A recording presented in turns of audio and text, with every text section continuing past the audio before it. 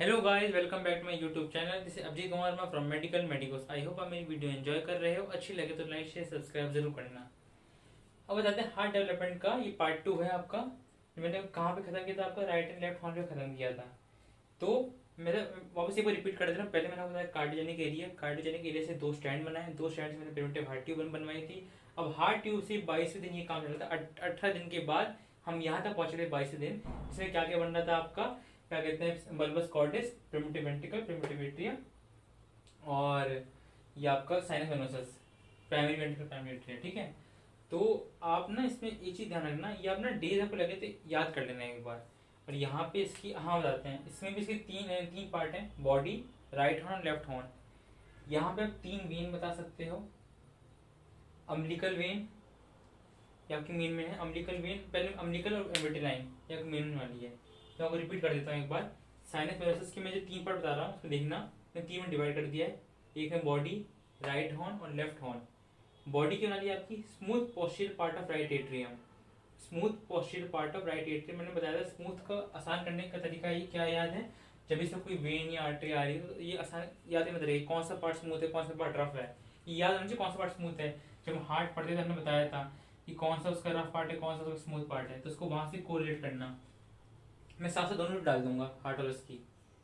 बाकी अब से राइट हॉर्न ने एब्जॉर्ब करके राइट एट्रियम बना लिया। मतलब यहाँ तक हमारा राइट एट्रियम कंप्लीट हो चुका है। राइट एट्रियम हमारा पूरा बन चुका है। ठीक है, एट्रियल वाला पार्ट कंप्लीट हो चुका है। फिर लेफ्ट हॉर्न, पहले लेफ्ट हॉर्न छोटा है। इसमें क्या है, जो आपका लेफ्ट हॉर्न वाला है ना उसका कोई यूज नहीं है, वो रिग्रेस कर जाएगा। और बाद में आने का कोरोनरी साइनस ऑफ हार्ट। क्या बना लेगा? Coronary sinus of heart. फिर आते हैं राइट हॉर्न पे। राइट हॉर्न क्या करता है? इसने राइट एट्रियम बनाया था। राइट एट्रियम बनाने के बाद इसके बाद हम तीन वेन दोनों के पास होती है। मतलब कि टोटल कह सकते हो टोटल 6 वेन या 3 pairs of when. 3 pairs of when exact रहेगा। प्लस टोटल या फिर से और करके लिख लो 6 वेन टोटल, टोटल 6 वेन। तो इसमें तीन में डिवाइड कर दिया मैंने। राइट विटिलाइन, राइट अम्बिलिकल और राइट कॉमन कार्डिनल वेन। इसमें इसका कोई यूज नहीं है, ये भी रिग्रेस कर जाएगी। राइट, ये राइट अम्बिलिकल वेन है। Right vitelline, right common cardinal.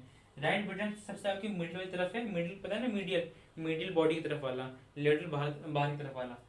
तो राइट विटलाइन में मिडली वाला है। तो मिडली वाला क्या बना रहा है? A part of inferior vena cava. मैंने अ पार्ट बोला, मैंने फुल पार्ट नहीं बोला इंफेरियर वेना केवा का। अच्छा, एरिया से कोरिलेट करना, मैं एंड होता हूँ क्या, तो मैंने इमेजिन करना। राइट कॉमन कार्डिनल वेन ये क्या बना रहा है? लेटरली। लेटरली में क्या बना रहा है? A part of superior vena cava. Superior vena cava का, वेना केवा छोटा सा पार्ट बना रहा है राइट कॉमन कार्डिनल वेन। अब होता है खुद देखो, जब इंफीरियर वेना केवा यहाँ बन रहा है, सुपीरियर वेना केवा यहाँ बन रहा है, तो ऑब्वियस सी बात है कि ये दोनों राइट एट्रियम में ड्रेन करेंगे। यहाँ देखो, राइट हॉर्न से ये वेन कोरिलेट हो रही थी, यहाँ पे थी। ठीक है, यहाँ भी थी मगर रिग्रेस कर रही थी। तो अब जब वो राइट एट्रिया से कोरिलेटेड है तो ऑब्वियस सी बात है कि वो inferior vena cava, superior vena cava वहीं ड्रेन करेगी और कहीं ड्रेन नहीं करेगी। तो ये एक रीजन है। मैं थोड़ा सा कोरिलेट करूँ कि ऐसा ही क्यों होता है कि राइट एट्रियम में क्यों जाती है, ये उसका रीजन है। अब मैंने यहाँ बता दिया था आपको, क्या कहते हैं, बीवी सर्कस बन रहा था, तो उसी का ये पार्ट है कि दो सेप्टम होते हैं जो कहाँ होते हैं? बल्बस कॉर्डेस और प्राइमरी वेंट्रिकल के बीच में। यहाँ प्राइमरी वेंट्रिकल और एट्रिया के बीच में। बीवी सर्कस कुछ नहीं, बीवी सर्कस आपको पहले बना लेता है राइट एंड लेफ्ट वेंट्रिकल को सेपरेट कर रहा था। ऑब्वियसली बात है इंटरवेंट्रिकल सेप्टम वाला था आपका पार्ट, क्योंकि यहाँ पे लाई कर रहा था बीवी सर्कस, डायग्राम्स में दिख रहा है। तो राइट एंड लेफ्ट वेंट्रिकल को सेपरेट कर रहा था, तो ये इंटरवेंट्रिकल फोरामेन बना लेता है। उस फोरामेन के बाद इंटरवेंट्रिकल सेप्टम बना लेता है। पहले फोरामेन बनता है, फिर सेप्टम बनता है, ये लास्ट का पार्ट है। फिर यहाँ आपका आ जाता है एवी चैनल। एवी चैनल आपको यहाँ पे प्रेजेंट होता है। एट्रियोवेंट्रिकुलर यहाँ पे आपका आता है एवी चैनल। एट्रियोवेंट्रिकल के बीच में ना एवी चैनल। ठीक है, तो ये करने का, ये स्प्लिट करके राइट ट्राइकस्पिड ऑरिफिस और बाइकस्पिड ऑरिफिस, इससे आप मतलब समझ सकते हो कि क्या बनाने वाला है वॉल वाला पार्ट। तो ये आपका मेन पार्ट था। हाँ, इसमें एक पॉइंट और है, आपको लगे तो एड ऑन कर लेना, ये देख लो एक बार। ये है इसका बाकी एक,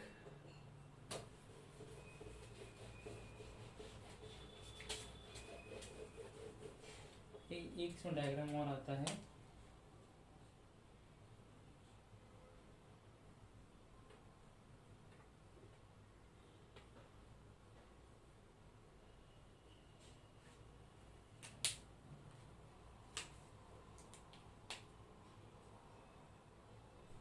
ये इसको यहाँ से ले जाकर